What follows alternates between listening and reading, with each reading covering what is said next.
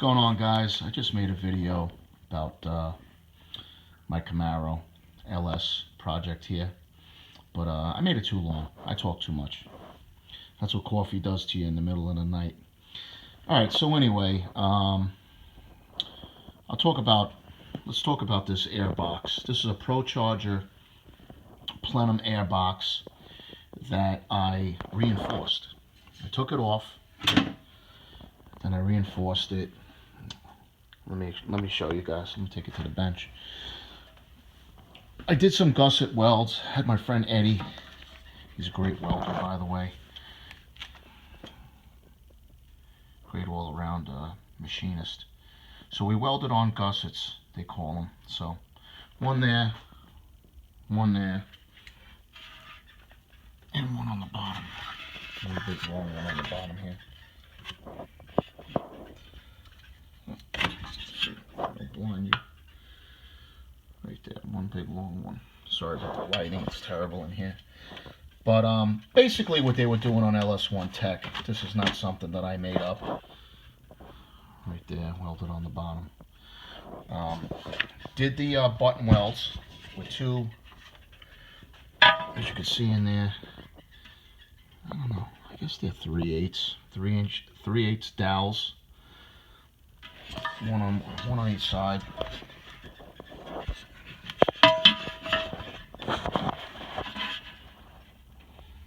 And button welded it. Eddie did all of this.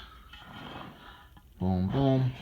Through the bottom, through the top. Now, I haven't had an issue with it. The car made 15 pounds of boost so many years ago on the dyno. 740 rear wheel horsepower, which is probably around 825, I would say, at the wheel, at the motor, maybe more.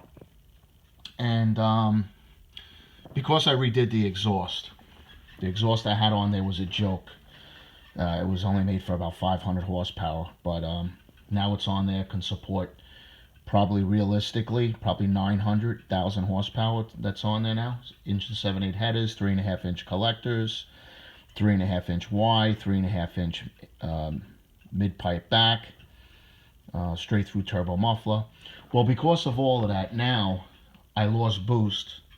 I don't know for a fact I didn't put it back on the dyno, but you will lose boost because of less back pressure at the exhaust, on the exhaust side.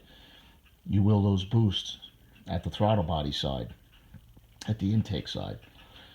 So, but if you were to strap it on the same dyno that I did back in 2010, the car should pick up probably about 50 horsepower at less boost. Now, I've been hearing different things about how much boost it should make and not make, and you know, how much boost did I lose. And it sounds realistically, I probably lost between about 2 pounds, as much as 2 pounds. Other guys were saying as much as 3-4 pounds, but it seems like that's not the case. But by real tuners that own dynos and dyno shops, it sounds more like 2 pounds. But 2 pounds on an LS could be 50, 60, 70 horsepower, depending. So who knows?